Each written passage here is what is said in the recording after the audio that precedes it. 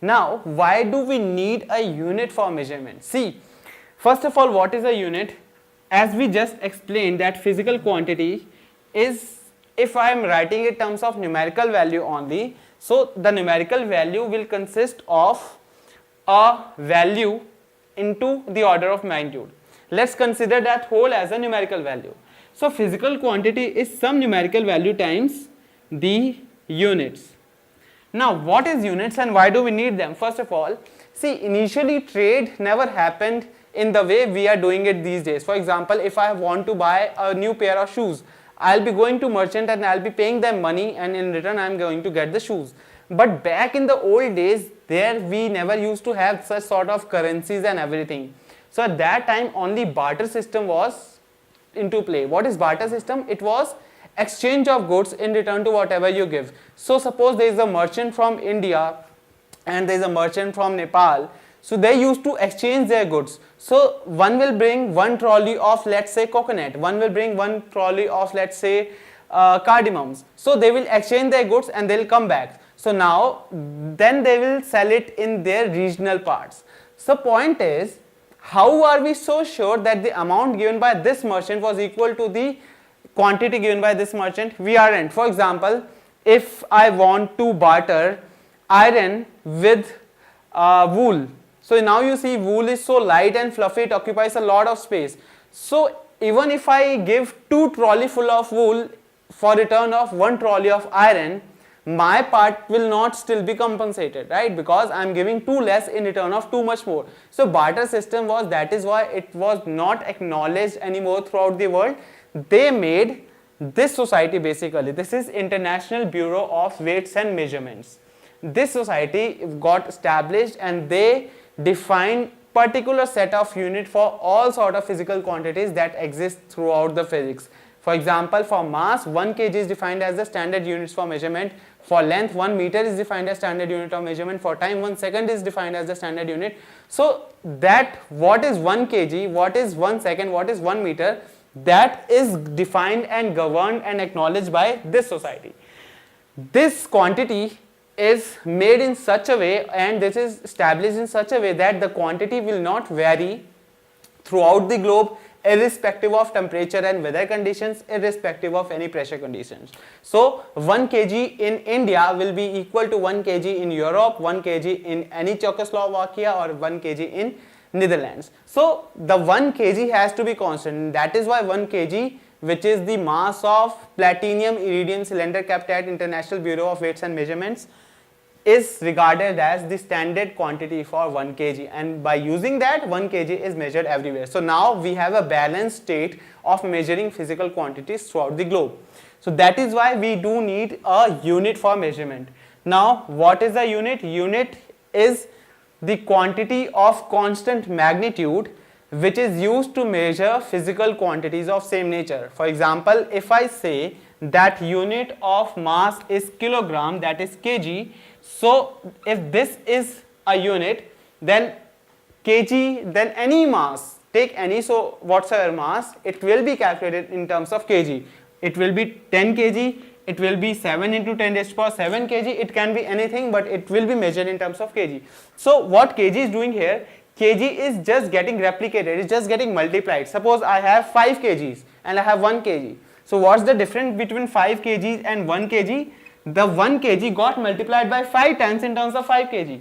So that is why a physical quantity is just a numerical value, that is numerical unit times unit. The unit is that physical quantity of constant magnitude, the magnitude of this remains same, which is used to measure quantities of same nature, physical quantities of same nature. For example, I am not going to measure a length in terms of kg, I will be measuring all sort of masses in kg and all sort of distances in meter. I am not going to mix them up. This is what unit is. So now we know why do we need units. So what are different types of units? Let's study about types of units. Okay.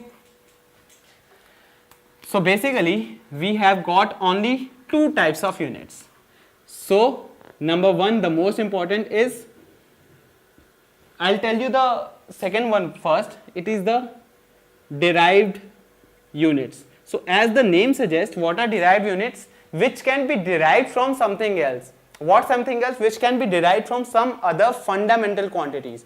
So that is why the first one is called fundamental units. So fundamental units are those units which cannot be derived from anything else, and they have their constant fixed values, and all the other units of physical quantities whatsoever can be derived from using these fundamental units only, nothing else. So what are fundamental units? Fundamental units, I just given you the definition. So there are 7 different types of fundamental units. 7. What are those? Mass, length, time, current. These are 4 important fundamental units which you are going to learn throughout your syllabus. Another one, fundamental temperature. 1, 2, 3, 4, 5. I have left 2. Which one? Luminous intensity and quantity of matter. So in chemistry you might learn about that as well. So I am not writing derived units right now. I am writing only the fundamental units, which are 7. Mass, length, time, current, temperature, and the last 2 units, quantity of matter. This is quantity of matter and luminous intensity. In luminous intensity you are not going to study very soon until you reach your graduation. Luminous intensity. So what are the fundamental units? These are basic 7 physical factors, physical fundamental units, of which the proper fundamental units are named, which are: for mass we have kilogram, for length we have meters, time, seconds, current, amperes, temperature, Kelvin, quantity of matter, mole, and luminous intensity, candela.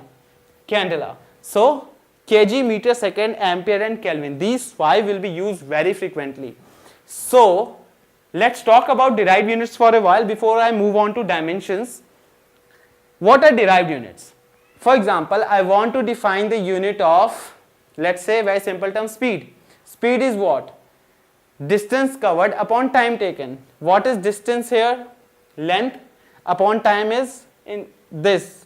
So if I have to write a unit for speed, I'll be writing it unit of length upon unit of time. So that makes it meter over second. So hence we got the unit of speed as meter per second. If I want to write acceleration, the SI unit of acceleration will be, acceleration is time rate of change of velocity. So velocity is meter per second upon the physical quantity time, that is the value seconds. I'll get meter per second square. If I want to write the SI unit of force, force is mass into acceleration. What is the SI unit? I'm saying SI unit because I'm coming to that point, system of units. So if I want to write the unit of force, force is mass times acceleration. Mass is in kgs and acceleration is in meter per second square. So see, the SI unit of force comes out to be kg meter per second square. So now what we exactly are doing here, we are just using the 7 fundamental quantities to find the value of any derived quantity.